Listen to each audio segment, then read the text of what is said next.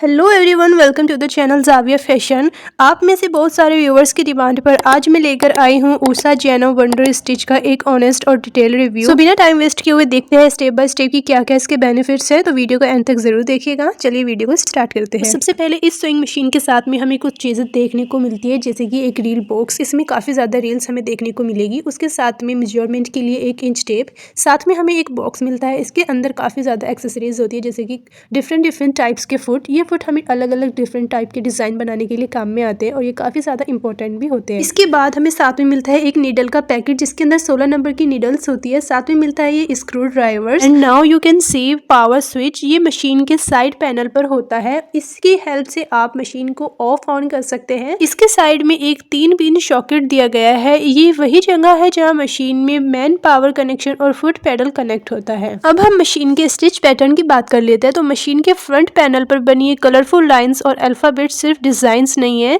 बल्कि ये आपकी स्टिच पैटर्न्स गाइड है। इन्हें देखकर आप समझ सकते हैं कि आपकी मशीन में कितने तरह के डिजाइन्स और फंक्शन अवेलेबल हैं। जैसे कि यहाँ पर आपको 2 लाइनें दिखाई दे रही होगी। पहली लाइन तो हमारी पिंक कलर की होती है और दूसरी ग्रीन कलर में।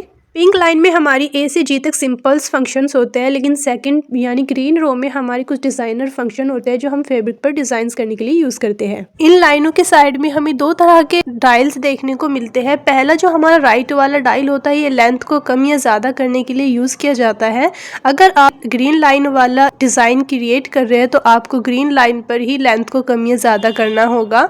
उसके बाद अगर आप पिंक लाइन वाले डिजाइन को बना रहे हैं तो लेंथ के लिए आपको 1 से लेकर 4 तक के किसी भी डिजिट को चूज करना होगा। लेकिन अगर आप नॉर्मल सिलाई करना चाहते हैं तो आपको 2 या 3 के बीच में लेंथ को रखना होगा। उसके बाद हमारा लेफ्ट वाला डायल आता है। इसको हम पैटर्न सिलेक्ट करने के लिए यूज करते हैं।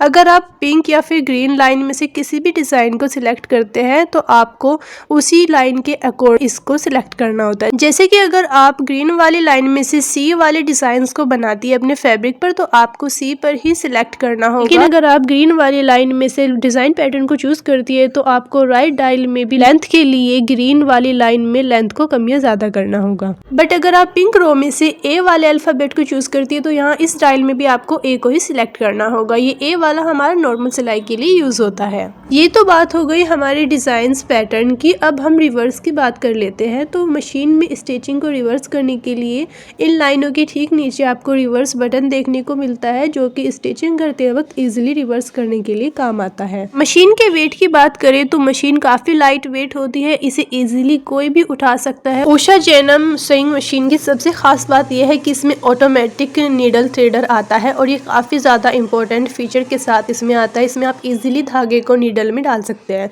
उसके बाद आपको इसमें प्रेशर फुट लिफ्टर देखने को मिलेगा, जो आपके प्रेशर फुट को ऊपर या नीचे करने के काम आता है। काफी इजीली आपको इसमें मिल जाता है। इस मशीन के साथ आता है एक फुट पैडल। इसे जमीन पर रखा जाता है और पैर से दबाया जाता है। आप इसे जितना ज्यादा प्रेस करेंगे मशीन उतनी ही तेज चलेगी।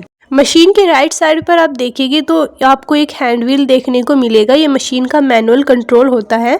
जब आपको बोबिन में धागा भरना हो तो इसे हैंड व्हील को हल्का सा बाहर की तरफ खींचना होता है, लेकिन नॉर्मल सिलाई के वक्त इसे अपनी तरफ घुमाने से सुई ऊपर नीचे होती है।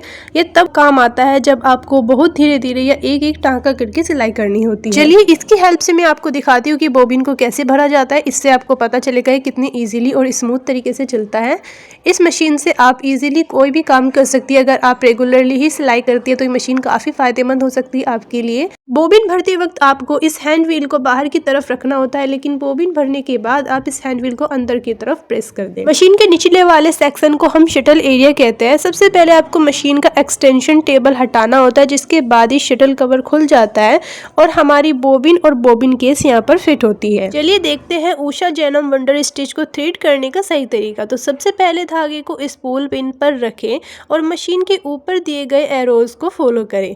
धागे को यू शेप गाइड से नीचे लाए और फिर वापस ऊपर की तरफ ले जाए। एंड लास्ट में धागे को नीचे सुई के पास वाले गाइड में डालें और नीडल थ्रेडर की मदद से सुई में पिरो दे। बस आपकी मशीन सिलाई के लिए रेडी है। तो दोस्तों ये था उषा जैनम वंडर स्टिच का कंप्लीट सेटअप और बेसिक फंक्शंस। आई होप अब आपको हर एक बटन और लेवल का काम समझ आ गया होगा।